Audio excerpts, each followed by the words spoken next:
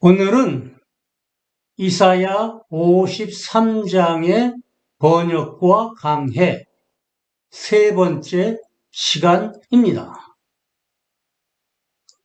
오늘 강의를 기도로 시작하겠습니다.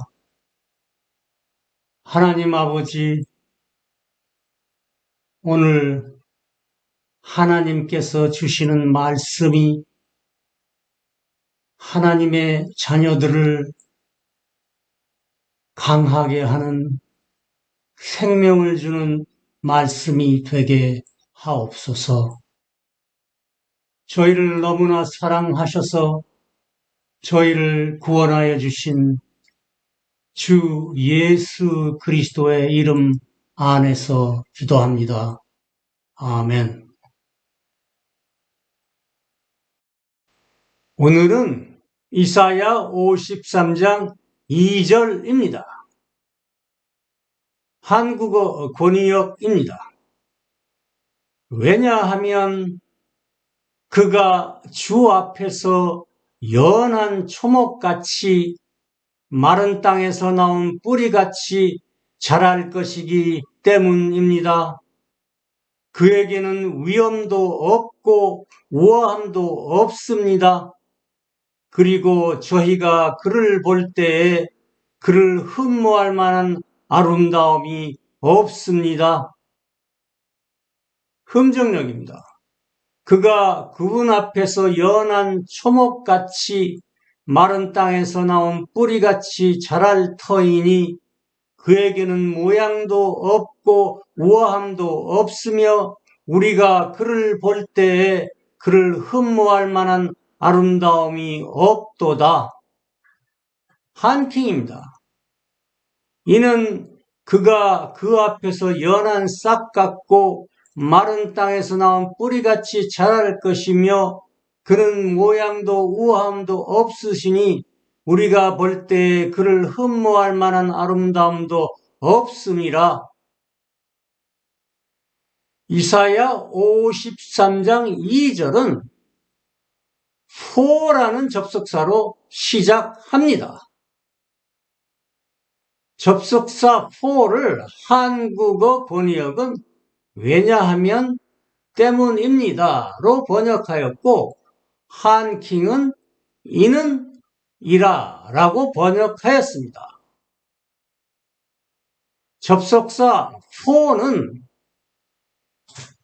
문장과 문장을 연결하여 앞문장과 뒷문장의 인과관계, 곧 원인과 결과 또는 이유와 결론을 밝혀주는 접속사입니다. 이사야는 접속사 for를 사용하여 이사야 53장 2절에 그려져 있는 사람의 몸을 입고 오신 예수님의 겉으로 드러나 보이는 모습이 53장 1절에 기록된 대로 당시의 유대인들과 이방인들로 하여금 선포된 그리스도의 복음을 믿기 어렵게 한 원인이며 또한 하나님의 권능으로서의 예수님을 받아들이기 어렵게 한 원인임을 밝히 알려주고 있습니다. 킹제임스 성경 우리말 역본들의 가장 큰 문제점들 중에 하나는 흠정력처럼 접속사 for의 번역을 하지 않거나 명확하지 않은 표현으로 예를 들어 한킹처럼 이는 이라 등으로 번역한 것입니다. 킹제임스 성경에는 문장과 문장 사이의 인과관계를 밝혀주는 접속사 for가 무려 4,000번 가까이 쓰였습니다. 접속사 for의 번역을 생략함으로써 하나님께서 성경 기록들을 통하여 성도들에게 분명하게 알려주신 원인과 결과와 이유와 결론을 제대로 전달하지 못한 가장 대표적인 예를 들어보겠습니다. 성도 여러분들이 익히 알고 있는 창세기 2장 17절입니다.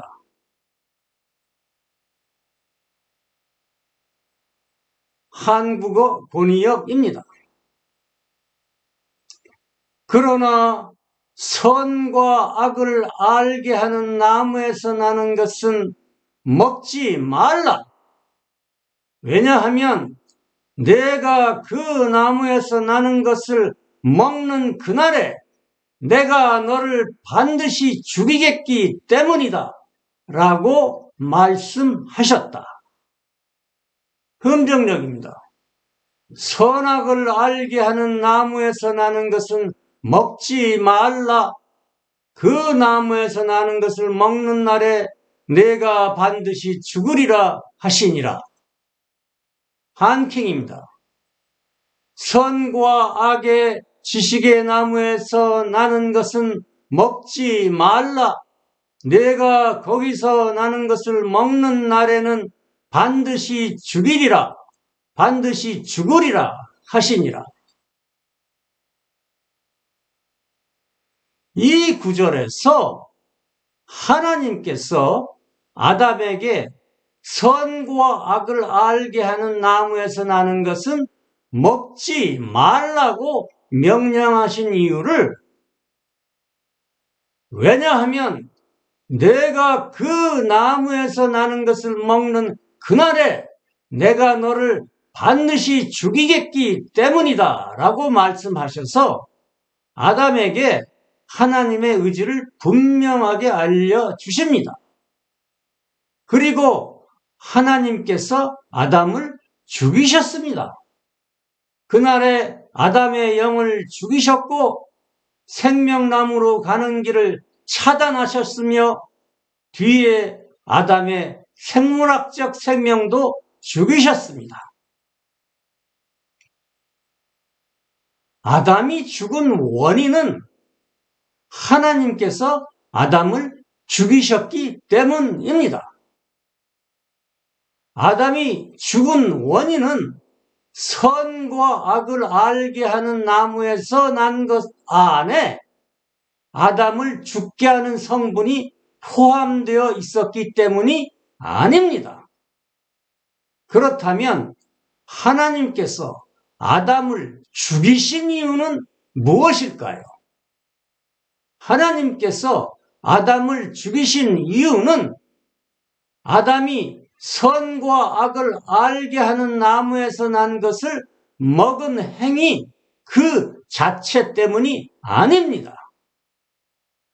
하나님께서 아담을 죽이신 이유는 하나님께서 내가 너를 반드시 죽이겠다라고 자신의 강력한 의지와 함께 아담에게 명령하신 선과 악을 알게 하는 나무에서 난 것을 먹지 말라는 명령을 지키지 않았기 때문입니다. 다시 말해서 아담의 불순종 때문입니다. 그러나 우리말 성경들은 인과 관계를 분명히 알려주는 소의 번역을 하지 않음으로써 아담에게 선과 악을 알게 하는 나무에서 나는 것은 먹지 말라고 하나님께서 명령하신 이유를 분명하게 알 수 없게 하였습니다. 이 구절은 두 문장으로 구성되어 있습니다. 우리말 성경들은 앞문장과 뒤의 문장을 연결하는 접속사 for의 번역을 생략하여 하나님께서 두 문장을 연관 관계 없이 순서대로 나열하시며 말씀하신 것으로 만들어 버렸습니다. for는 결코 번역을 생략해도 되는 의미 없는 단어가 아닙니다.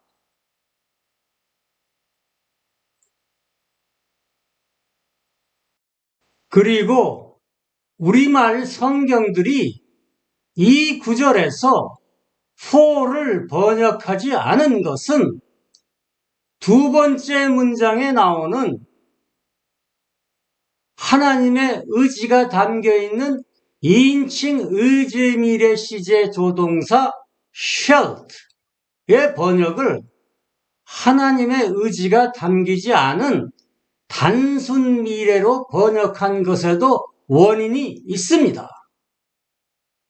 shall는 thou shalt surely die에서 shall는 early modern English, 곧 초기 근대 영어에서 2인칭 단수로 쓰이던 thou의 의지미래 시제 조동사입니다.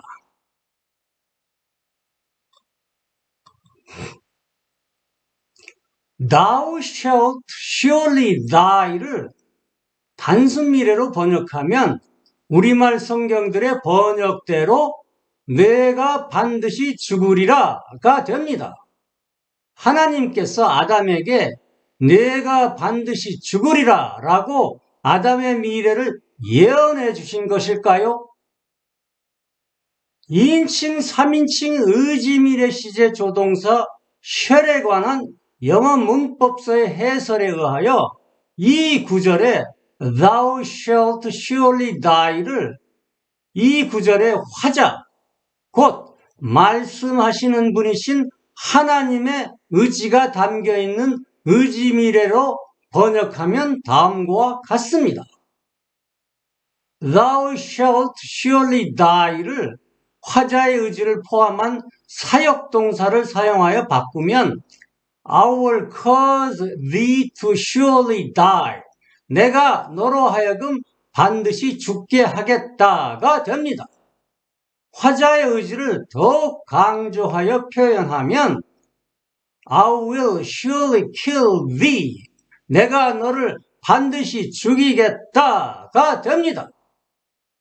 하나님께서는 자신의 의지를 담으셔서 내가 너를 반드시 죽이겠다라고 경고하셨습니다.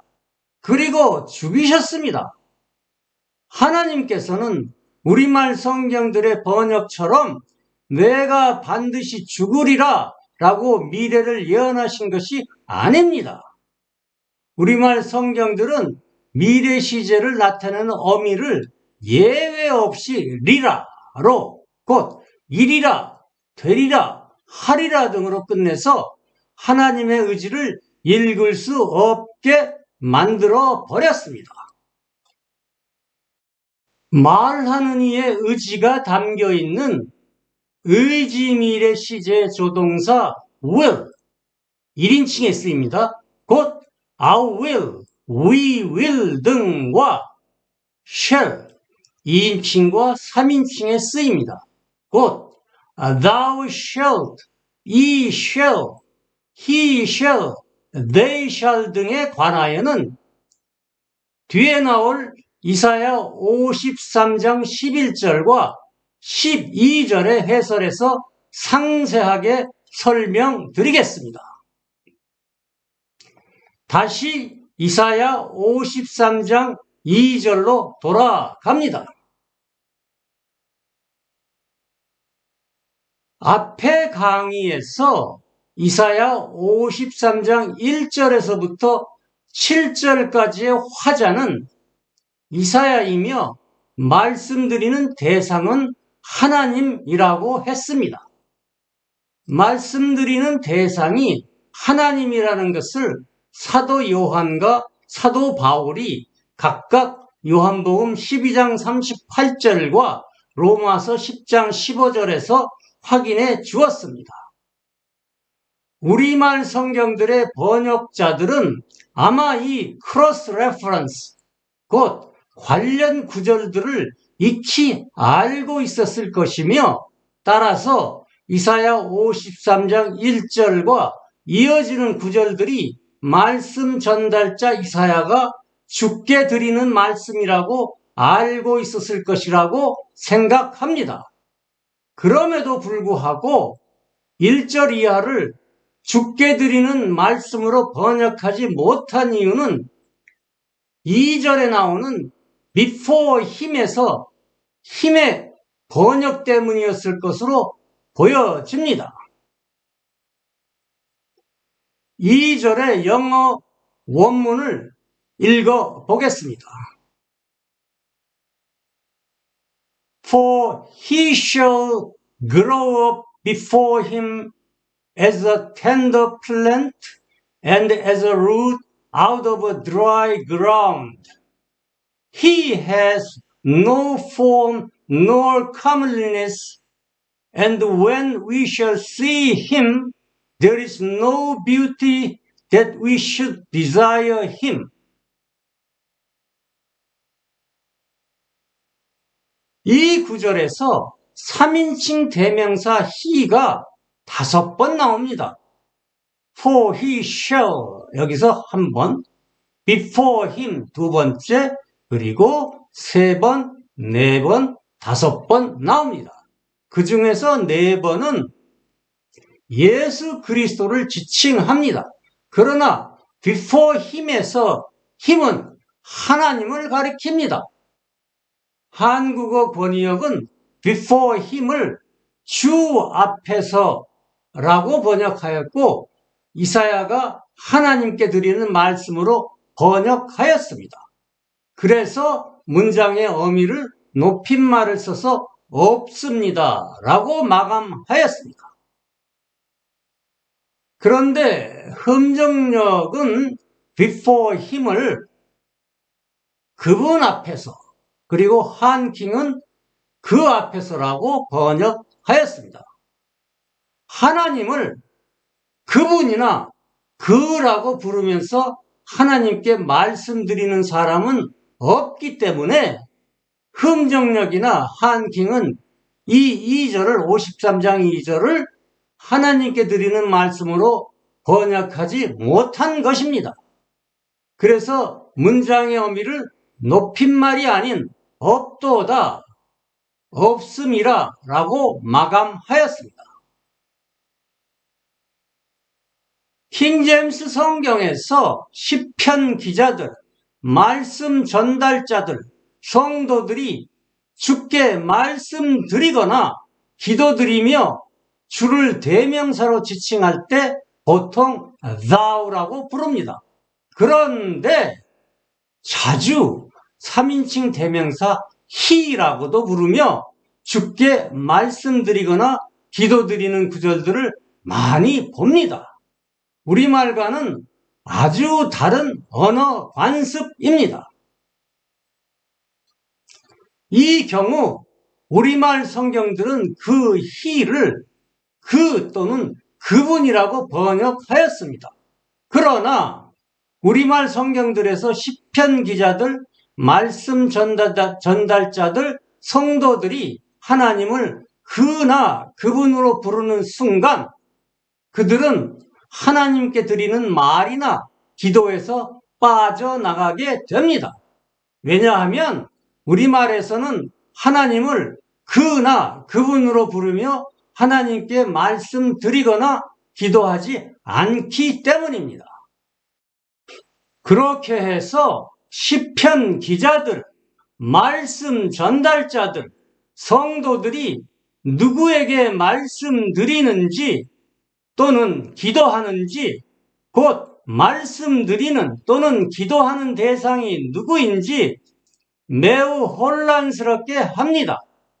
그에 더하여 많은 구절들을 말씀드리는 또는 기도하는 대상이 없는 문장들로 번역하기도 합니다. 여기에 영어에는 없고 우리말에는 있는 높임말이 혼란을 더욱 가중시키는 한 요소가 됩니다. 심지어 성도가 하나님께 드리는 기도 중에 하나님을 그라고 지칭하고 하나님께 높임말을 쓰지 않는 일이 발생하기도 합니다.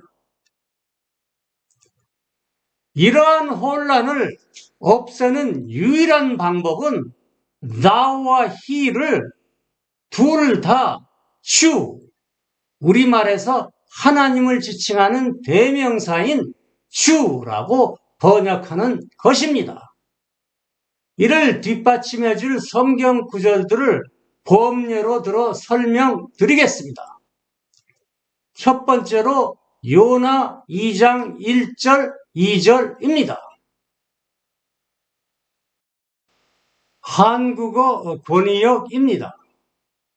그때에 요나가 물고기 뱃속으로부터 주 그의 하나님께 기도하며 말했다. 제가 제 고난으로 인하여 주께 부르짖었습니다. 그랬더니 주께서 제 말을 들으셨습니다. 곧 제가 지옥의 뱃속으로부터 부르짖었습니다. 그랬더니 주께서 제 목소리를 들으셨습니다. 흠정역입니다. 그때 요나가 물고기 뱃속에서 주 자기 하나님께 기도하며 이르되 내가 내 고난으로 인하여 주께 부르짖었더니 그분께서 내 말을 들으셨고 내가 지옥의 뱃속에서 부르짖었더니 주께서 내 목소리를 들으셨나이다. 한킹입니다.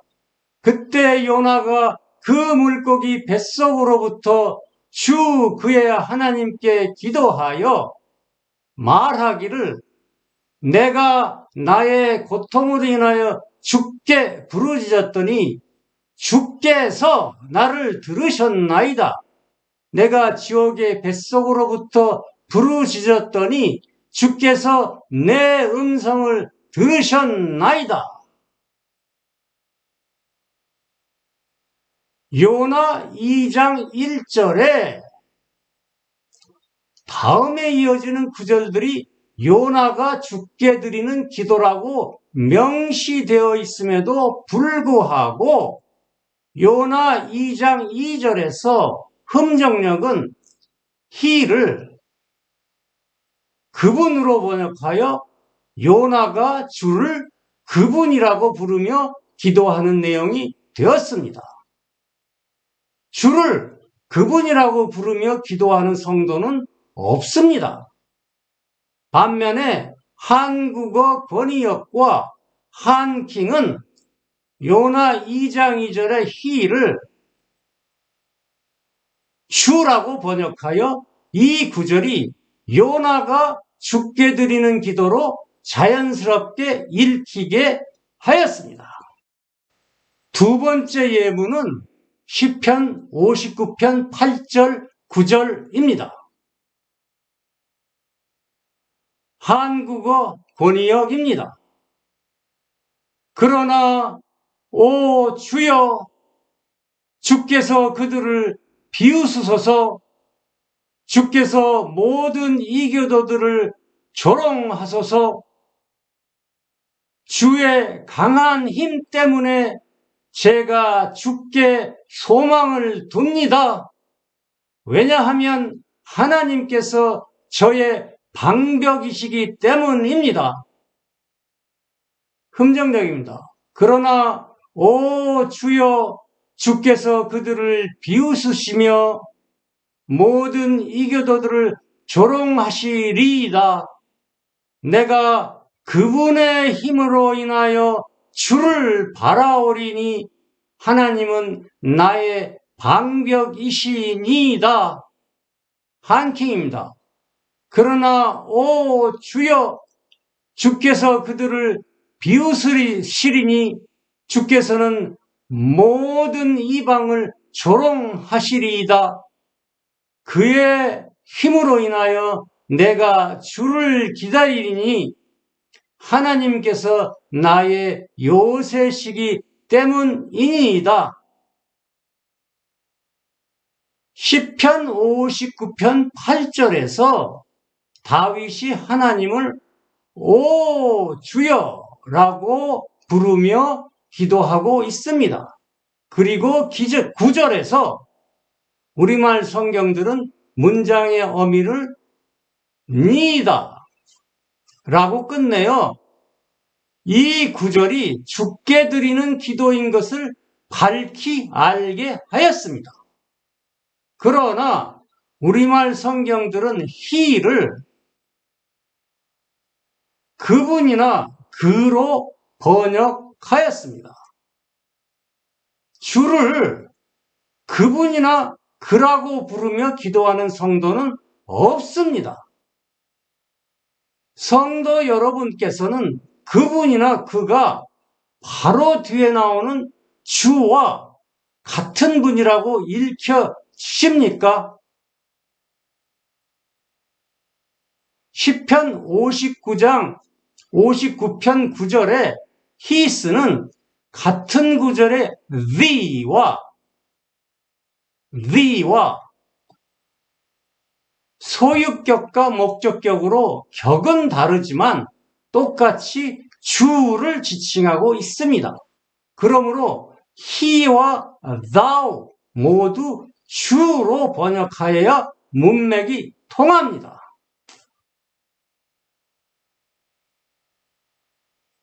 이 주제에 관한 곧 시편 기자들, 말씀 전달자들, 성도들이 주님께 말씀드리거나 기도하면서 주님을 he라고 지칭할 때에 그 he의 번역에 관한 상세한 해설은 제 블로그를 참조해 주시기 바랍니다.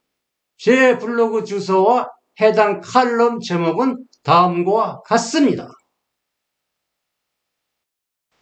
제 블로그 주소는 blog.net/kakjb이며 칼럼의 제목은 주의 말씀을 읽어내려가다가 길을 잃어버리다 5, 6, 7, 8 네 칼럼입니다.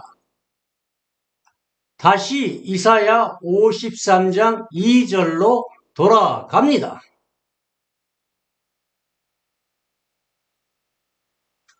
한국어 번역은 53장 2절에 before him을 주 앞에서라고 번역하여 이 구절을 하나님께 드리는 말씀으로 번역하였습니다. 흠정역은 before him을 그분 앞에서라고 번역하여 그리스도를 지칭하는 he shall grow up의 he와 구분하여 썼으나 하나님을 그분이라고 지칭하여 이 구절을 하나님께 드리는 말씀으로 번역할 수 없었습니다. 한킹은 before him의 힘과 he shall grow up의 he를 구별하지 않고 모두 그라고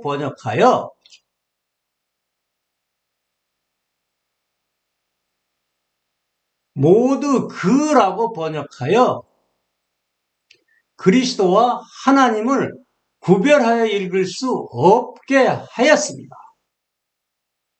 그렇게 해서 하나님을 그라고 지칭한 것이 되어 이 구절을 하나님께 드리는 말씀으로 번역할 수 없었습니다. 이사야가 하나님께 드리고 있는 1절에서부터 7절까지 그리고 10절에서 이사야는 기원전 8세기에 존재했던 이사야의 시점에서 말씀드리고 있는 것이 아니라 700년 후에 예수님께서 사람의 몸을 입고 땅으로 오셔서 고난당하시며 죽으실 때에 그분과 동시대를 살았던 이스라엘 백성과 사도들의 시선으로 말씀드리고 있습니다. 그래서 이사야는 자신만을 지칭하는 I, 저가 아닌 1인칭 복수 대명사인 위로서 하나님께 말씀드리고 있는 것입니다. 그러므로 이사야 53장에서 이사야가 하나님께 드리고 있는 말은 이사야의 생각에서 나오는 말이 아니라 하나님이신 성령님께서 이사야의 생각 안으로 넣어주신 말인 것입니다. 참으로 신비로운 하나님의 경륜입니다. 이제 오늘 강의를 기도로 마치겠습니다. 하나님 아버지, 오늘 하나님께서 주신 말씀이 성도들의 마음 안에 믿음을 더하는 말씀으로 자리 잡게 하옵소서. 저희를 너무나 사랑하셔서 저희를 구원하여 주신 주 예수 그리스도의 이름 안에서 기도합니다. 아멘.